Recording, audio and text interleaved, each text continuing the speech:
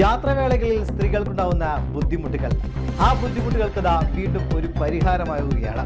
സ്ത്രീകൾക്ക് മാത്രമായി ഒരു സന്തോഷ വാർത്തയാണ് നമ്മുടെ ഗതാഗത വകുപ്പ് മന്ത്രി കെ.ബി. ഗണേഷ് കുമാർ നടത്തിയിരിക്കുന്നത്.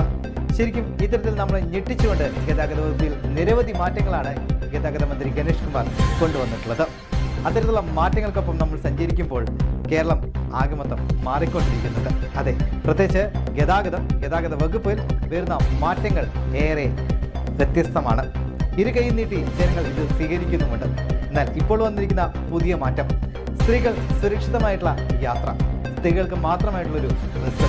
മാത്രമല്ല, ഈ ബസ്സിൽ ജീവനക്കാരായിട്ട് സ്ത്രീകൾ തന്നെയായിരിക്കും ഉണ്ടായിരിക്കുക. അതെ, ഈ ബസ്സിന് പേര് നൽകി കഴിഞ്ഞിരിക്കുന്നു പിങ്ക് ബസ്സാണത്. അതെ, KSRTCയുടെ പിങ്ക് ബസ് കേരളത്തിൻ്റെ നിരത്തുകളിൽ ഉടൻ എത്തുമെന്നാണ് കെ.ബി. ഗണേഷ് കുമാർ പ്രഖ്യാപിച്ചിരിക്കുന്നത്.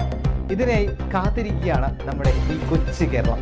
ശരിക്കും ഇത്തരത്തിലൊരു മാറ്റം വളരെ നന്നായിട്ടുണ്ടല്ലേ.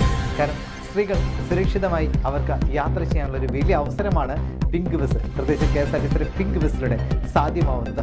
അതിൽ വലിയ സന്തോഷം ജനങ്ങൾ തീർച്ചയായും പ്രകടിപ്പിക്കുകയും ചെയ്യും.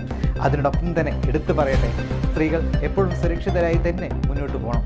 അതുകൊണ്ട് തന്നെ ഈ ബസ്സിൽ കയറിക്കഴിഞ്ഞാൽ നിങ്ങളുടെ സ്ഥലത്ത് എത്തുമ്പോൾ സുരക്ഷിതമായി നിങ്ങളുടെ ലക്ഷ്യസ്ഥാനത്തേക്ക് എത്തിക്കാനായി ഷെയർ ടാക്സികളും കൂടി ഇങ്ങനെ ആലോചനയിലുണ്ട് എന്നാണ് അദ്ദേഹം പറഞ്ഞിരിക്കുന്നത്. കൃത്യമായി ലക്ഷ്യസ്ഥാനത്തേക്ക് എത്തിക്കാനായി ഷെയർ ടാക്സികളും ഇതിൻ്റെ ഭാഗമാവുന്നുണ്ട്. കൂടുതൽ സംശയങ്ങളിലേക്ക്